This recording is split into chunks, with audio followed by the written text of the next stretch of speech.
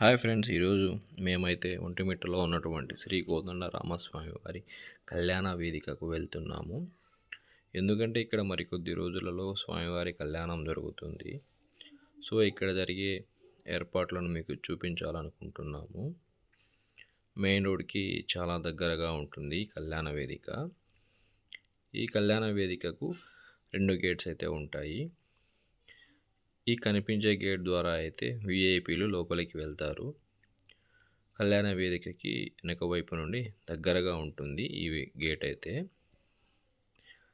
ఈ కళ్యాణ వేదిక ప్రాంగణం మొత్తం పచ్చని చెట్లతో బాగా ఉంటుంది. ఇక్కడ పార్కింగ్ కూడా చేస్తారు లోపల వెహికల్స్. ఒక నెల నుండి ఇక్కడైతే పనులు జరుగుతున్నాయి. కనిపిస్తుంది కదా, అక్కడ క్రేన్ పనులు జరుగుతున్నాయి.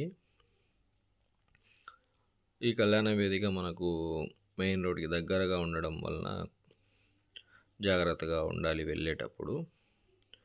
కనిపించే హోటల్లో మనకి రూమ్స్ కూడా ఉంటాయి ఎవరైనా ఉండాలనుకుంటే.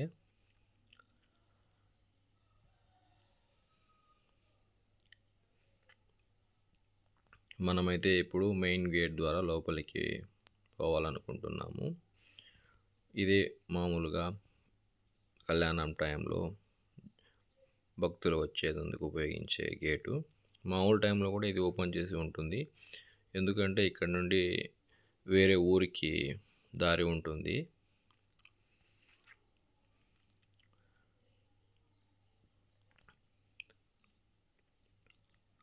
కొండ మీద కూడా కొన్ని డెకరేషన్స్ అయితే చేశారు గోవిందనామాలతో. చూసేటప్పుడు చాలా బాగుంది అది.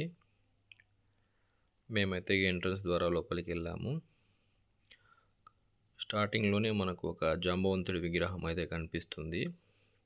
ఈ విగ్రహాన్ని ఇక్కడ ప్రతిష్ఠించి 1 year అవుతుంది. చాలా బాగా చేశారు. మనకి ఈ విగ్రహాన్ని చూసినప్పుడు తిరుమలలో ఉన్నటువంటి ఆంజనేయ స్వామి విగ్రహం గుర్తుకొస్తుంది. సేమ్ అలాగే ఉంటుంది. ఇక్కడ కూడా పనులు జరుగుతున్నాయి.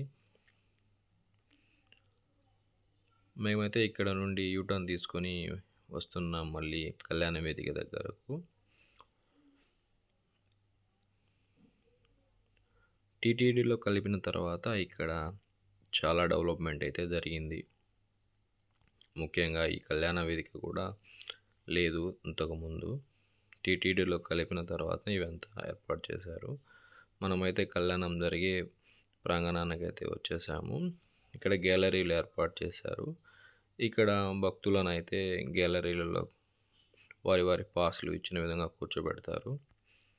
ఈ గ్యాలరీలలో కొన్ని ఎల్సిడి టీవీలు కూడా ఏర్పాటు చేస్తారు. ఎందుకంటే కళ్యాణం జరిగే టైంలో కనిపించదు కదా, దగ్గర నుండి చూసేవారికి మాత్రమే కనిపిస్తుంది.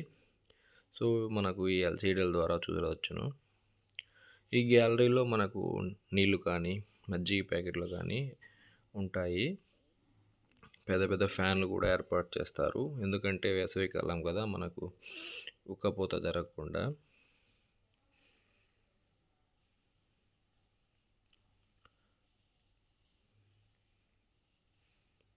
ఇంకా పనులు పెండింగ్లో ఉన్నట్టున్నాయి. ఇక్కడైతే కళ్యాణం జరిగే ప్లేస్లో ముగ్గులు వేస్తున్నారు. చాలా బాగా వేస్తున్నారు వీళ్ళు. ఇక్కడైతే ఎక్కువ పనిచేసేవారు తమిళనాడు వారు.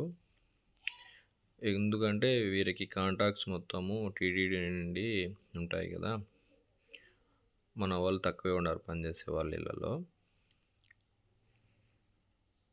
ఇక్కడేనండి కళ్యాణం జరిగేది రాముల వారిది.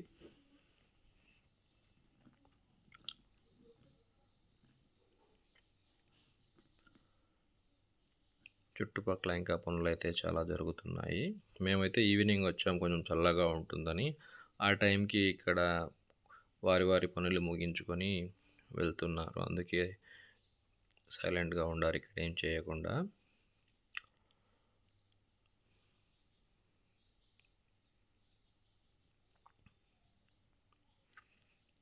మా ఫ్రెండ్ నా వీడియో తీస్తున్నాడు.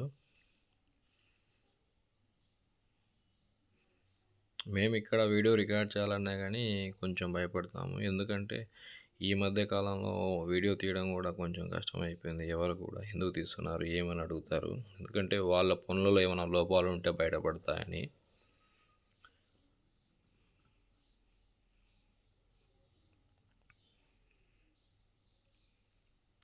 వ్యూ చాలా బాగుంటుంది ఇక్కడ.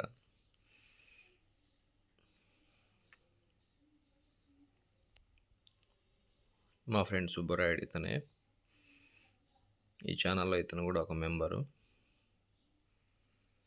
ఇంకొక అతను ఉన్నాడు సుధీర్ అని. అతను ఇప్పుడు వేరే ఊర్లో ఉన్నందువలన ఇక్కడికి తీసుకురాలేకపోయాము. ముగ్గులు అయితే చాలా బాగా వేశారండి. ఆడవాళ్ళకి దీటుగా వేశారు.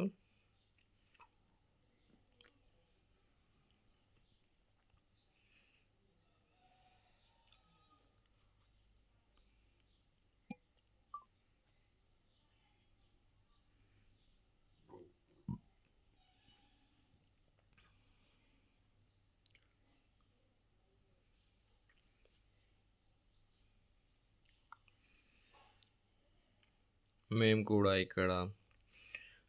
ఇక బయలుదేరడానికి రెడీ అవుతున్నాము. కొద్ది రోజుల క్రితం అయితే ఇక్కడ మేము ఒక 2 తేనెపెట్టెలను చూసాము. పెద్ద పేరీలు అంటారు కదా, అవి అయితే ఇప్పుడు లేవు, కాల్చేశారు తీసేసి. ఎందుకంటే కళ్యాణం టైంలో ఏమైనా జరిగే ఆ ఈగలు మనుషులను కుట్టే ఛాన్స్ ఉంటుంది కదా, తీసేసింది మంచి పని అయింది. దూరం నుంచి చూసినప్పుడు చాలా అందంగా ఉంటుంది మొత్తము కళ్యాణ ప్రాంగణము.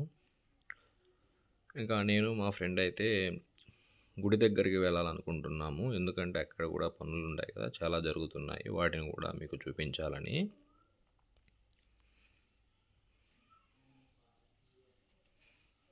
ఇక్కడ నుండి మనకి 1 కిలోమీటర్ దూరంలో ఉంటుంది రాములవారి గుడి అయితే.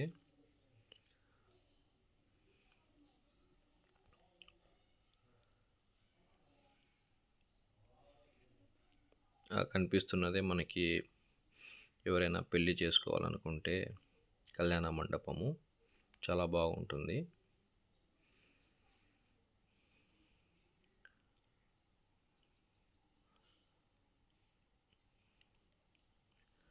లైటింగ్ సిస్టమ్ అయితే చాలా బాగుంది. మెయిన్ ఎంట్రన్స్ ద్వారా చూస్తే కలర్ఫుల్గా ఉంది.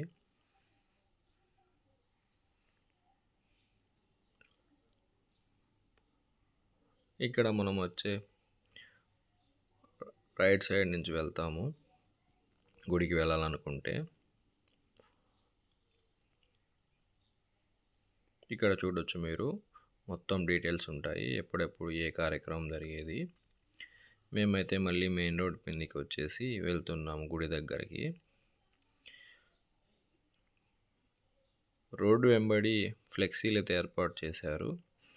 ఏ రోజు ఏ కార్యక్రమం జరుగుతుంది, ఇలా చలివేంద్రాలు కూడా ఏర్పాటు చేశారు.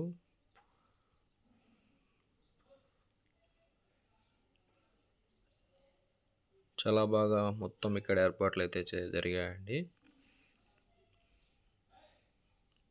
మాకు ఒంటిమిట్ట నుండి బాకరాపేట వరకు అయితే ఇలాగే మొత్తం ఏర్పాట్లు చేశారు.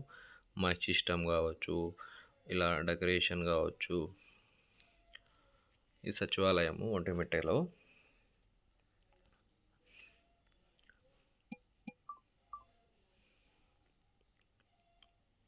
ఇక్కడే మనకు పోలీస్ స్టేషన్ కూడా వస్తుంది. ఒంటిమిట్ట మండల కేంద్రం కాబట్టి హాస్పిటల్ అన్నీ ఉంటాయి. ఇదేనండి పోలీస్ స్టేషను.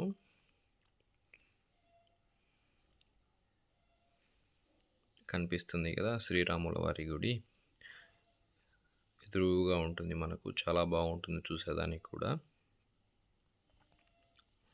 డెకరేషన్స్ అయితే సూపర్గా చేశారండి. ఓకే అండి, thank you for watching this video. Please subscribe and like.